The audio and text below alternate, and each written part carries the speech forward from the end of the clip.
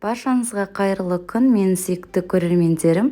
Бүгін сіздермен осындай дәмді, сочный болып шығатын мантының рецептімен бөліскім келеді.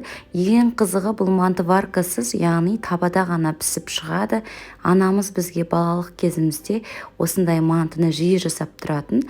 Енді осы рецептпен сіздермен бөлісейін дедім. Бізге ең алдымен асқабақ, фарш еті және де пияз керек. Енді асқабақтан бастап осылай видеода көріп тұрғандарыңыздай 4 бұрышты етіп кубикта турай береміз. Достар, егер де сіздерге менің каналым ұнап жатса, подписация батырмасын басып, тіркеліп, лайк басып, пікір қалдырып, және де осы менің рецепттерімді жасап көрсеңіздер, онымен бөлісулеріңізді сұраймын. Мен барлықтарыңызға жауап беремін. Және де міндетті түрде қоңырау жаны басып, менің алдағы рецепттерімді жіберіп алмаңыздар. Мінекей бізде осындай кубиктер болып шығады.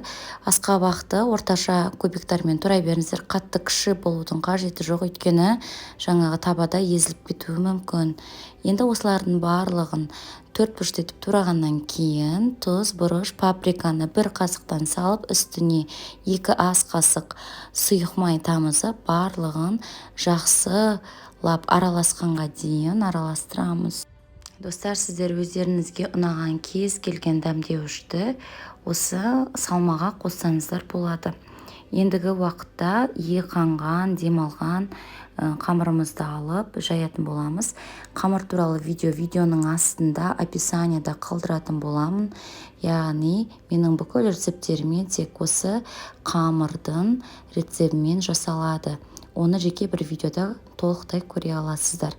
Әдетте манты жасаған кезде міндетті түрде қамырды алдын ала жайып қоюға кеңес беремін. Өйткені жаңағы демалған 1 сағат, жарты сағат тұрған қамырдың иленуі және жайылуы өте тез болады, және де ондай қамырмен жұмыс жасаған өте жеңіл. Сол үшін де алдын ала қамырды жайып, осылай тез жайып тастауға болады. Сол үшін де қыздар алдын ала қамырыңызды жайып, демалдырып алыңыздар. Қамырды алғашында оқтаумен жұқартып алғаннан кейін, одан кейін сағаттың тілімен жұқартып біркелкі қылып жая бересіздер. Мінекей қыздар, бізде осындай жұқа болып қамыр жайылды. Енді бұларды 4 бұрышты бөліктерге бөліп, ішіне салмасын салып шығамыз. Және де өздеріңіз ұнататындай мантының формасында жасасаңыздар болады. Біз әдетте жасайтын осындай үйреншікті формамен жасап жатырмыз. Қарап көрсеңіздер болады. Яғни басқа түрлерінде де өздеріңіз қалауынша жасайсыздар. Және де осындай мантының 1 бұрыштары қалып қояды. Олардан да осындай 3 бұрышты манты жасай саламыз. Өйткені ысырап етпейміз нанды. Сондықтан сіздерге де кеңес беремін.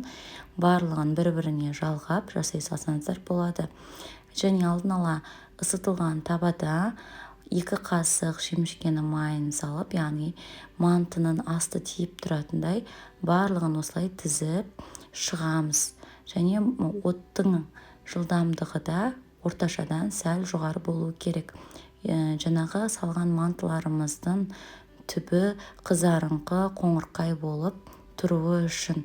Ендігі уақытта біраз 5-7 минут тұрғаннан кейін астын қарасаңыздар, осылай қызарып бастауы керек.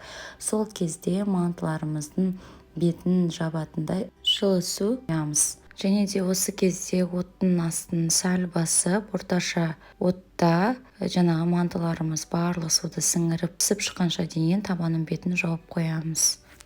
Осы уақыттан кейін әдетте мантыларымыз 15-20 минут арасында пісіп шығады. Кез келген нәрсемен, шанышқымен көріп алсаңыздар болады. Негізі бұл мантының бір артықшылығы, манты варкада пісіп шығатын мантыға қарағанда тез піседі, және де асты күйіп піскені үшін де өте дәмді болып шығады.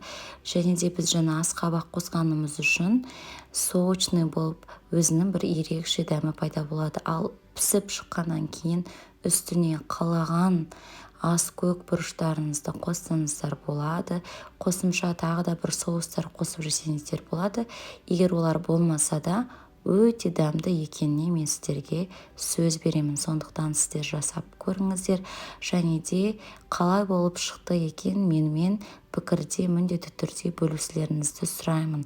Егер де осы рецепт сіздерге ұнап жататын болса, міндетті түрде достарыңызбен, таныстарыңызбен, жақындарыңызбен, жалпы жанұяңызбен бөлісулеріңізді сұраймын.